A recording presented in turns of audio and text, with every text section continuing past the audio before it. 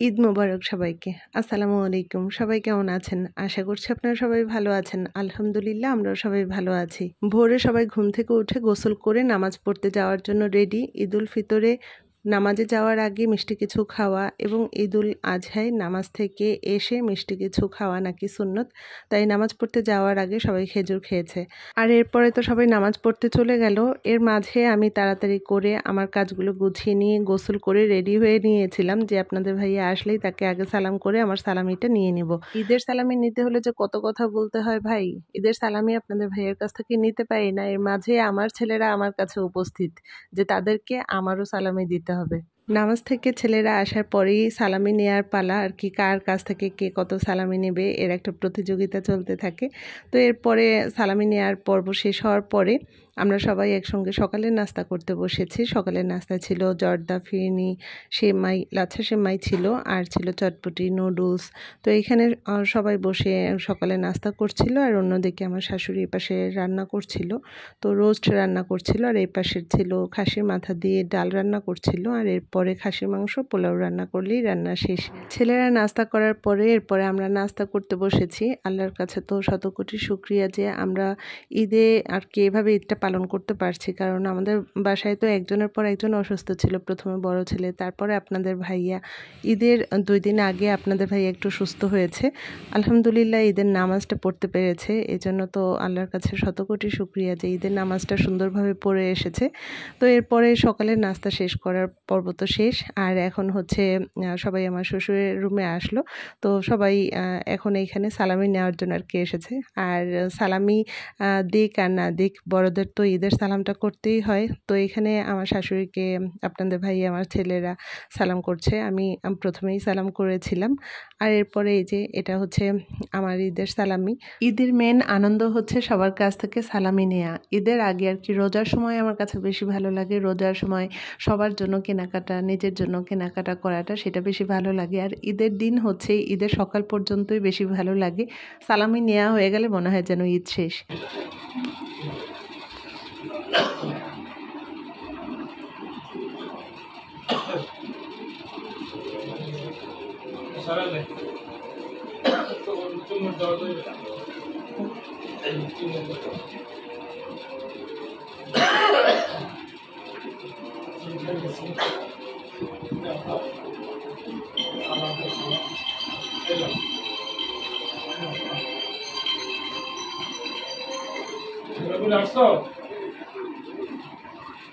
আচ্ছা ঠিক আছে ভাইয়া।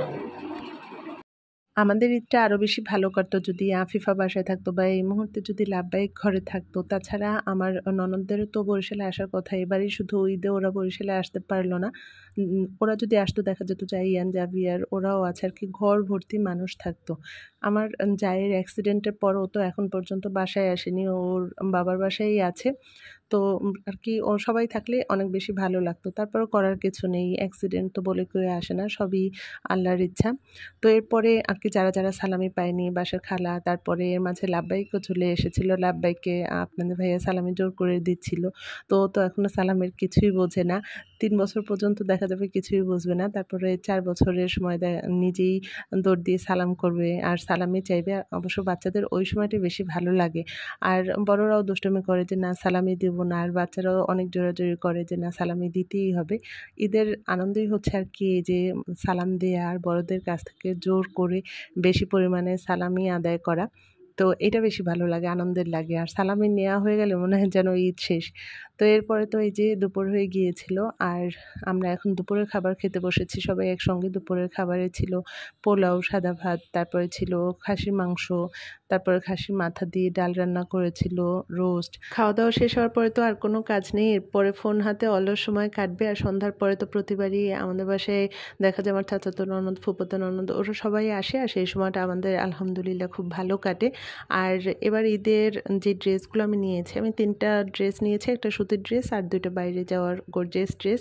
তো সেই সুতির ড্রেসটা তো তাড়াতাড়ি করে বানিয়েছি যে ঈদের দিন সকালবেলা সেই ড্রেসটা পরে সবাইকে সালাম করব, ঈদের সালামি নিব। নিব। আর বাইরে যাওয়ার জন্য যেই ড্রেসগুলো গর্জিয়াস ড্রেসগুলো ওগুলো আর বানাতে দিইনি। আমার কপালটা আবার খারাপ জানেন, প্রতি বছর ঈদের জামাটাই আমার নষ্ট হয়। আর তাছাড়া এবার তো আর কি যেই সময় বানাতে দিব সেই মুহূর্তে তো আমার বড় ছেলে সুস্থ হওয়ার কিছুদিন পরে তো আবার আপনাদের ভাইয়া অসুস্থ, যার কারণে সেই সময় আর জামাটা বানাতেও দিতে ইচ্ছে করছিল না। তাছাড়া এবার ঈদে তো আফিফাও বাসায় থাকবে না, আবার আমার ননদরাও আসবে না, যার কারণে ওরা আসলে তো দেখা যেত যে সন্ধ্যার পরে আমরা সবাই মিলে কোথাও ঘুরতে যেতাম, আর তখন অনেক গরজ করেই ড্রেসগুলো বানাতাম যে বাইরে ঈদে তো বাইরে যেতেই হবে, ঈদের জামা পরে বাইরে যাব।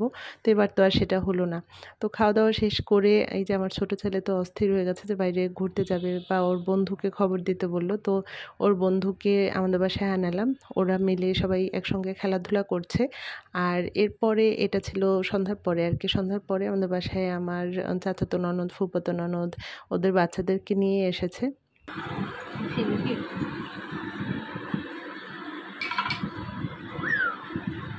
আমার হাত দিয়ে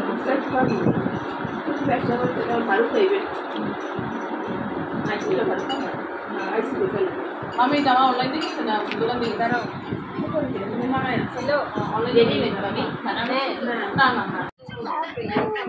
ও মাই গড, হ্যাঁ ভাই, এটা ভাই, এটা ভাই না, প্রথম বলছে বাবু।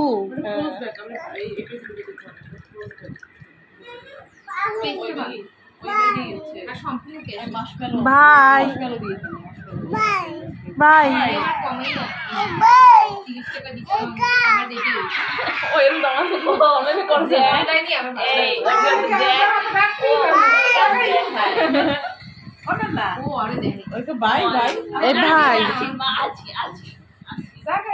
ভাই ভয় পাচ্ছি, তুমি দুষ্ট করো না বাবা, তুমি এই পাশে আসো, এদিকে আসো।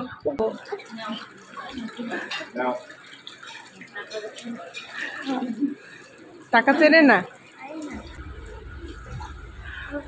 রিহান সালামি চেনে না, বলে এই কটা নিয়ে না আরো দেও। তুমি নাও নাও হ্যাঁ, এই তো নিচে নিচে নিচে ফেলাইলো।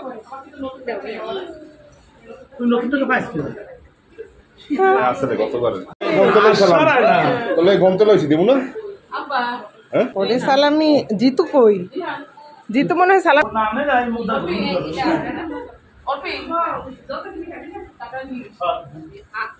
এই কি জানো রিহান, আরে বুশরা, এই বুশরা, ওরে টাকা না যাই, ব্যাগটা চিন্তাই করতে হবে।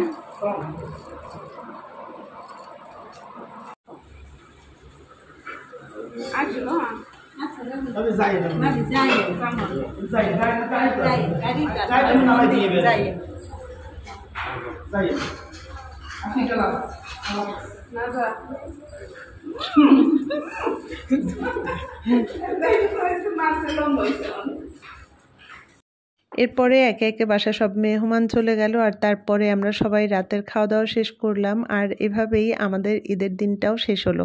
সবাই ভালো থাকবেন, খোদা হাফেজ।